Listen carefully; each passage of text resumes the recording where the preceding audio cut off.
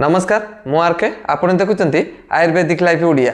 चलतु डेरी न करी वीडियोटी को स्टार्ट करवा। आज मुझे आपन को एमती गोटे आयुर्वेदिक मेडिसिन विषय कहबी जहाँ आपणकर बढ़ी ब्लड सुगर को कमेबारे साहाय्य करिवो। एहा सहित आपणक रोग प्रतिरोधक शक्ति को मजबूत करिवो एवं आपणकर समग्र स्वास्थ्य को उन्नत करी आपण को अधिक फिट रखिबारे साहाय्य करे। तेणु आसंतु डेरी न करी एही वीडियोटी को स्टार्ट करवा। वीडियोटी शेष पर्यंत देखंतु। शेष पर्यंत देखिले आपणकर ब्लड सुगर केमिति कंट्रोल रहइबो आपण निजे मध्य जानि नेबे। तेणु आ डेरी न करी आसंतु एही वीडियोटी को आरंभ करवा एवं जानिबा बंधु माने आज जो मु आयुर्वेदिक औषध विषय कहबा को जाउची सेही औषधर नाम होउची तुलसी पत्र, जहाँ आपणक प्रत्येक घरे घरे अछि। तुलसी पत्र आयुर्वेदिक औषध रे व्यवहार हेउथिबा गुटिए बहुत साधारण एवं बहुत उपकारी औषध।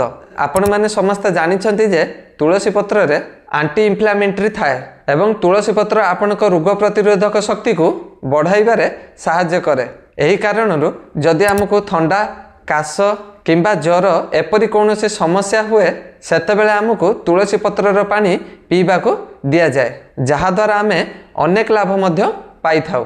किछि नुआ गवेषणारू एहा जणा पड़िछि जे तुलसी पत्र आपणक फैंसी असर बीटा सेल को उत्तेजित करे। फैंसी असर बीटा सेल सही कोष गुड़िक जेउठारु आपणक शरीर रे इंसुलिन तैयारी हुए एवं नियंत्रण मध्य हुए। जेतेबेले तुलसी पत्र एही कोष गुड़िक उत्तेजित करे तेबे ताहार फल आपणक शरीर खाद्य खाइबा परे ठीक परिमाण रे इंसुलिन उत्पादन करि पारे। एहा सहित तुलसी आपणक शरीर रे थिबा इंसुलिन रेजिस्टेंस को मध्य कमाए। जेहेतु इंसुलिन रेजिस्टेंस डायबिटीज हेबार एवं ब्लड सुगर बढ़िबार गोटिए बड़ कारण। सही रेजिस्टेंस को कमाइब तुलसी पत्र एवं ब्लड सुगर को कमाइबारे साहाय्य करे। तुलसी पत्र एंटी इन्फ्लेमेटरी होइथिबारु बढ़िथिबा ब्लड सुगर बिना कारण रे शरीर भितर जो इन्फ्लेमेशन हुए ताहाको कमाइबारे मध्य साहाय्य करे। बंधु माने तुलसी पत्र ब्लड सुगर उपरे प्रभाव जांच करिबा पई नथिग्राम यूनिवर्सिटी रे गुटिए गवेषणा करा जायथिला। एही गवेषणारू 60 जन को शामिल करा जायथिला एवं सेमानकु दुईटी ग्रुप रे बंटा जायथिला। 30 जन गुटिए ग्रुप रे एवं अन्य ग्रुप रे आउ 30 जन। एही गवेषणा 90 दिन पाखापाखि चलीथिला। गुटिए ग्रुप को साधारण एलोपैथिक मेडिसिन सह 250 ग्राम तुलसी पत्र एक्सट्रैक्ट बा तुलसी पत्र खाइबा को दिया जायथिला एवं 90 दिन पर देखा जायथिला जे जेउ लोक माने मेडिसिन सहित तुलसी पत्रर एक्सट्रैक्ट नैथिले सेमानक ब्लड सुगर उपरे अधिक प्रभाव देखा गला। किंतु एटार गोटे जरूरी कथा मने रखिबा दरकार जे केवल तुलसी पत्र खाइले ब्लड सुगर संपूर्ण नॉर्मल होई जिवो ताहा नुह। जदि आपण प्री डायबिटीज अवस्था रे अछंती किंबा आपणकर ब्लड सुगर आरंभ होईछि किंबा निम्न स्तर स्टेज रे अछि सही केस रे आपण तुलसी पत्र व्यवहार करि परिबे। किंतु जदि आपण को डायबिटीज रहिछि आ आपण मेडिसिन मध्य खाउचंती जेपरि आपण खाउचंती सेही परि आपण मेडिसिन को नेबा उचित। आपणकर रेगुलर चालुथिबा औषध जेपरि अछि सेपरि चालुथिबा दरकार। सही औषध सहित आपण सप्लीमेंट भाबरे आपण तुलसी पत्र किंबा तुलसी पत्र एक्सट्रैक्ट नहीं पारिबे, जहा द्वारा आपणकर मेडिसिन काम करिवार शक्ति को मध्य अधिक बढ़ई थाए। जदि आपणक घरे तुलसी गछ अछि तबे आपण एहाको सीधा सळख एहार पत्र मध्य खाई पारिबे। तुलसी पत्र को व्यवहार करिवार किछि उपाय अछि।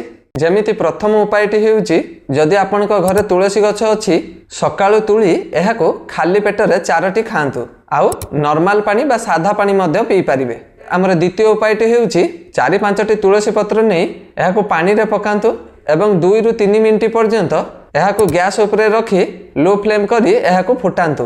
तापरे एही पानी को छानी आपण पियंतु। एहाको सकाळे खाली पेटरे किंबा संध्या बेले खाली पेटरे मध्य पी पारिबे। आमर तृतीय उपायटी हेउची राति रे 4-5टी तुलसी पत्र को गोटे ग्लास पानी रे भिजाई रखंतु एवं आपण सकाळु उठिला परे एहाको खाली पेटरे पियंतु। जदि एही पानी रे गोटे चमच मेथी दाना मिसई पारिबे तबे ब्लड सुगर को कमेइबार शक्ति मध्य आहुरी बढ़ी जाए। साधारण जे कोनोसी सप्लीमेंट हो सेगुडी को कम से कम 2 ରୁ 3 मास पर्यंत नियमित भावे नेबा उचित। तेणु जदि आपण तुलसी पत्र को सप्लीमेंट भावे नेउछंती तबे आपण एहाको नियमित भाबरे नियंतु। बंधु माने आशा करूची आजर एही वीडियोटी आपण को भल लागिथिबो। वीडियोटी को भल लागिथिले गुटिए लाइक करंतु एवं प्रथम थर वीडियो देखुथिले चैनल टी को सब्सक्राइब मध्य करंतु। କାରଣ ଆପଣମାନଙ୍କ ସହଯୋଗ ଓ ସପୋର୍ଟରୁ ହିଁ ଆମେ ଆହୁରି ଆପଣମାନଙ୍କ ପାଇଁ ଭଲ କଣ୍ଟେଣ୍ଟ ଆଣିପାରିବୁ। ସେ ପର୍ଯ୍ୟନ୍ତ ନିଜେ ଭଲରେ ରୁହନ୍ତୁ, କିଛି ନୂଆ ଶିଖୁଥାନ୍ତୁ, ଅନ୍ୟକୁ ଖୁସିରେ ରଖନ୍ତୁ। ରହିଲି, ଜୟ ଜଗନ୍ନାଥ।